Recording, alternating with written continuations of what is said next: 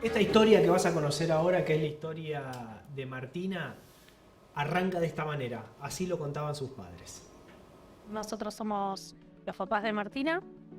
Martina tiene 14 años. Hace un tiempo la psicóloga nos deriva a otro especialista porque nos manifiesta que Martina tiene alucinaciones visuales y auditivas. Bueno, contactamos a un paido psiquiatra, el cual nos da un cuadro sin, digamos, prediagnóstico de un cuadro psicótico esquizofrénico, por lo que ella manifestaba que veía, que escuchaba, que tenía voces que le daban órdenes, veía personas animadas, tipo dibujitos, ella los veía constantemente.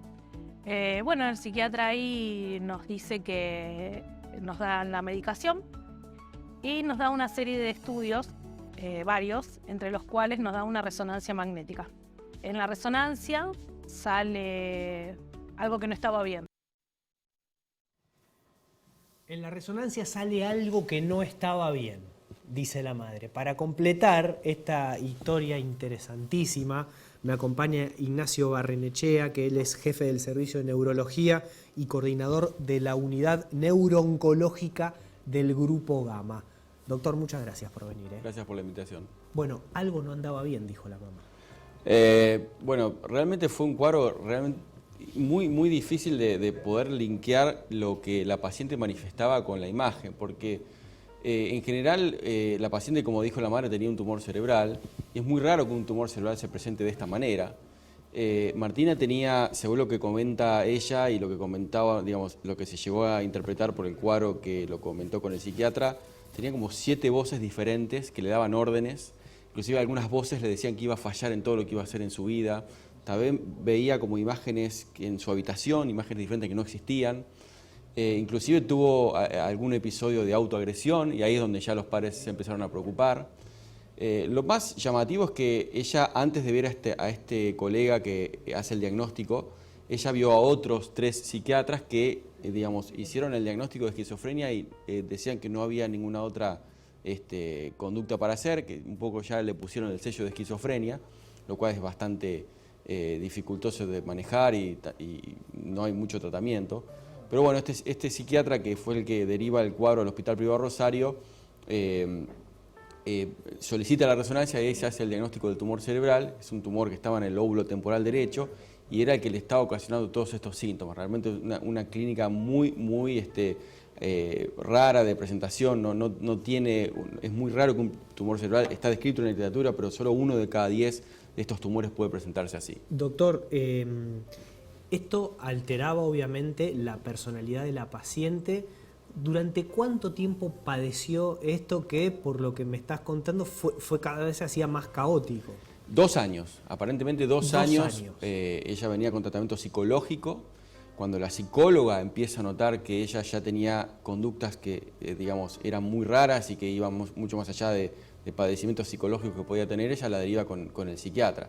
Pero realmente el cuadro, vos imaginate que lo que era para ella sentir, ella no se podía relacionar con otras personas porque constantemente sentía voces que la condenaban, o ella dice que sentía 7 voces diferentes que se iban alternando un poco para guiar su vida, y realmente esto dificultaba que interactúe con otras personas. No tenía amigos, era muy retraída en el colegio.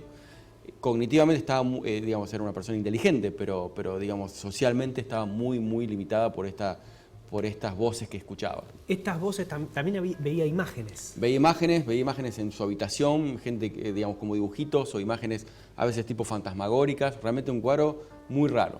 Cuando se hace la resonancia, ¿qué es lo que parece? En la resonancia se ve como apareció en pantalla recién, se ve una lesión, nosotros llamamos hiperintensa, como una lesión blanca, que no captaba contraste. Ahí lo estamos viendo. En el lóbulo temporal derecho. Ese es el lóbulo temporal derecho. Es el lóbulo temporal derecho. ¿De qué se encarga el lóbulo temporal? El lóbulo temporal tiene un montón de funciones, pero bueno, se encarga de la memoria, se encarga de las emociones, se encarga de un montón de otras funciones, también de la personalidad, del lenguaje. Depende si es el derecho o el izquierdo, del reconocimiento de caras, bueno, tiene un montón de funciones el lóbulo temporal. Es una de las grandes adquisiciones de Homo sapiens con respecto a otros animales. Sí, y ahí se instala este tumor. Y ahí se instala este tumor que, bueno, le generaba estos síntomas, eran como como crisis parciales, como crisis epilépticas en realidad, que le generaban estas visiones, ¿no? Ella veía personas y escuchaba personas. Como en el lóbulo temporal también llegan las radiaciones auditivas, digamos, del oído, llegan al lóbulo temporal, eran como crisis parciales complejas que le generaban este cuadro. ¿Cuándo se decide hacerse la intervención? Bueno, cuando yo vi esto, tenía 14 años la paciente, imagínate que inmediatamente le dije a los padres, esto hay que operar, no hay que esperar ya. Sí, así que automáticamente hicimos los papeles para que, digamos, la cobertura médica que tenía la paciente autorice todo el procedimiento y se hizo en 2-3 semanas, ya estaba en quirófano. Ya estaba lista para... ¿Cómo fue la intervención? La intervención fue, bueno, con la paciente dormida. Nosotros en el hospital también hacíamos pacientes despiertos, pero bueno, en este caso, dada la edad de la paciente y que era un tumor bastante anterior, no hizo falta despertarla.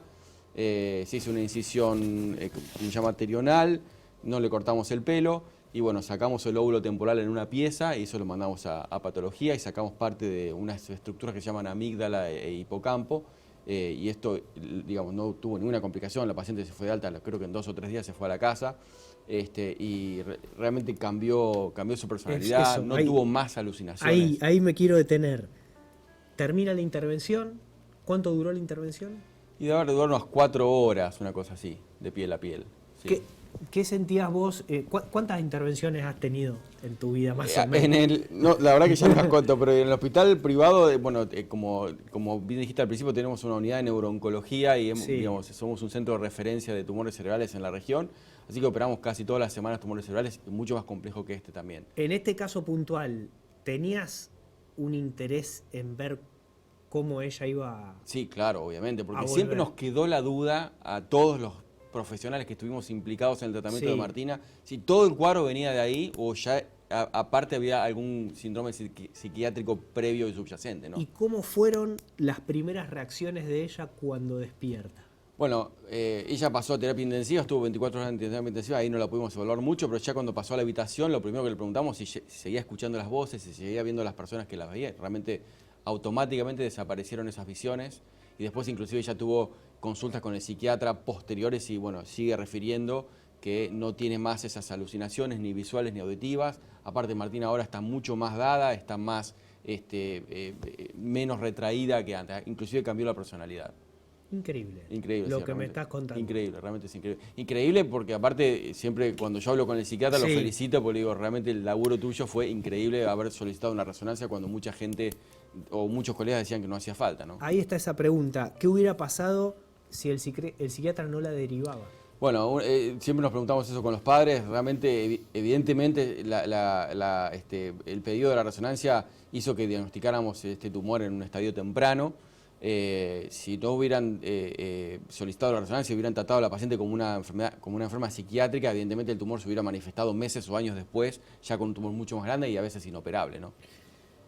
Es paradójico porque por un lado esas voces que tanto sufrió fueron la advertencia para atacar tempranamente el tumor, porque si no había ninguna manifestación, totalmente. Ustedes podrían haberlo agarrado no a tiempo. Totalmente. A veces pasa que el tumor del lóbulo temporal cruza por alguna parte que se llama temporal stem, cruza el lóbulo frontal y a los ganglios de la base y a veces se hace inoperable, estos mismos tumores. Yo creo que lo agarramos en un estadio bastante temprano que permitió, yo creo que esto se puede controlar a largo plazo. Ella, cuando queda totalmente liberada de todo lo que sufría, ¿sigue recordando?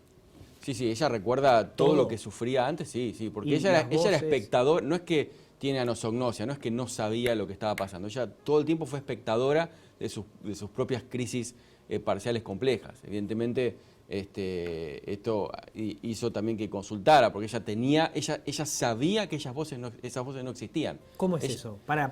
Cuando uno es por ejemplo, cuando uno es un paciente psiquiátrico que tiene esquizofrenia, a veces cree su propio relato, a veces cree que las voces existen o cree que esas personas que uno ve existen. Ella sabía que esas voces y esas personas que veía no existían. Sabía que algo estaba mal. O sea, el esquizofrénico, si yo soy esquizofrénico y escucho una voz, creo que realmente me está Exactamente. Y nadie me va a sacar de esa verdad. Exactamente. Ella sabía que había un error. En la Ella máquina había tenía conciencia que no existían ni esas voces ni esas personas que veía. Qué locura. O sea, tenía conciencia de enfermedad. Y esas voces y esas imágenes, no sé si hay respuesta para esto. ¿Pueden ser aleatorias o tienen que ver con alguna experiencia que alguien transitó o algún temor? Bueno, depende de los casos. Hay veces que son aleatorias y a veces, digamos, y a veces que también tienen relación con experiencias previas. Muchas veces tiene relación con experiencias previas o con deseos o con miedos previos, ¿no? Claro, viene agarrado de ahí. Para la gente que nos está viendo y para que les sirva también de algo más allá de lo inusual que es el caso, ¿en qué situaciones conviene hacerse una resonancia, ¿no? Cuando uno siente un dolor de cabeza fuerte, cuando uno se golpea con una alacena fuerte y al otro día decís, no me pasó nada, ya estoy bien. ¿Cuándo vale la pena la resonancia? Bueno, en gente grande, más que una resonancia por ahí, cuando uno tuvo un traumatismo banal, como vos decís, golpearse una cabeza con la alacena, te caíste de tu propia altura, y si uno está anticoagulado o tiene más de 60, 65 años, para descartar algunas patologías como el hematoma subdural crónico, que a veces se da 15 días, un mes, 2 meses después del traumatismo, aunque sea banal, conviene hacerse aunque sea una tomografía, que es un estudio simple y rápido de segundos. Ya la resonancia es un estudio por ahí más complejo, pero bueno, en ciertos casos, digamos, conviene hacerlo.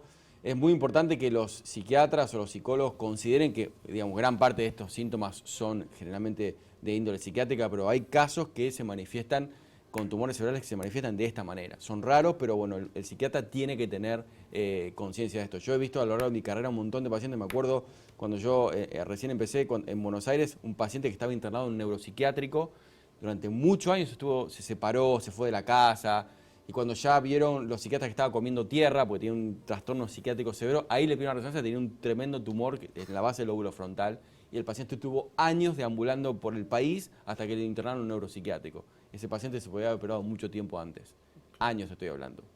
¿De qué manera tenemos que cuidar nuestro cerebro para prevenir enfermedades? Se sabe que hay cosas que no dependen de nosotros, que dependen de la genética, del destino, de lo que sea, pero más allá de todo eso, hay cosas que podemos hacer para mantener nuestro cerebro saludable. ¿Cuáles son esas cosas? Bueno, hoy en día se está valorizando, bueno, obviamente control de la presión arterial, control de la diabetes, control del colesterol en caso que uno tenga esos factores, pero bueno, hoy en día se está hablando de que la actividad física protege del deterioro cognitivo. Cada vez se está valorizando más la actividad física aeróbica como un protector del deterioro cognitivo, por supuesto la lectura, actividades nuevas. Pero a ver, en el caso de los tumores cerebrales como esta paciente, no es que uno tenga algo que pueda hacer para evitarlo, porque eso son cuestiones de mutaciones genéticas que es muy difícil evitarlas, ¿no? Por supuesto que hay síndromes con pacientes como la neurofibromatosis tipo 2 que tienen tendencia a ciertos tumores cerebrales, o bueno, hay otras enfermedades más raras, pero en general, para la población general, no es que uno debe hacerse una resonancia siempre. Por supuesto, la consulta neurológica no está mal cuando uno siente algunos dolores de cabeza que ya van más allá de lo habitual. ¿Es la primera vez que te tocó un caso como estos? Así, tan florido, sí. Como te dije, he visto a lo largo de mi carrera pacientes que han tenido trastornos psiquiátricos o aparentemente de índole psiquiátrica que habían sido tumores cerebrales. Lo he visto 2 o 3 veces. No es lo más frecuente, como dije recién, pero lo he visto. Y en este tipo de pacientes, ¿cómo tiene que ser el tratamiento post-intervención quirúrgica? Bueno, todo depende del tumor, ¿no? Porque hay tumores que están dentro del cerebro, tumores que están entre el cerebro y el cráneo. Este que estaba dentro del cerebro, muchas veces, si el tumor se pudo sacar completamente y no era un tumor maligno, solamente se controla. A veces cuando son tumores malignos hay que complementar el tratamiento con rayos y quimioterapia. Bueno, eso ya entra en el terreno oncológico, ¿no? Pero bueno, por ahora esta paciente no requirió ningún tratamiento oncológico posterior. Doctor, muchísimas gracias por venir. Ya nos hemos visto en otra oportunidad también, innovando en otro tipo de intervención con paciente despierto. Sí. En este caso no hizo falta. No hizo falta, no. Pero siguen marcando hechos que invitan a la gente a observar, a reflexionar y a prevenir. Esto le puede ahorrar la vida a personas como lo sufrió el chico este que estuvo internado durante 20 años, perdió su vida y hacía falta solamente una resonancia. Totalmente. Vamos a estar viéndolos, siguiendo los casos que son realmente muy interesantes. Ignacio Barrenechea es jefe del servicio neurológico y coordinador de la unidad neurooncológica del Grupo Gama. Una historia interesantísima, ¿no?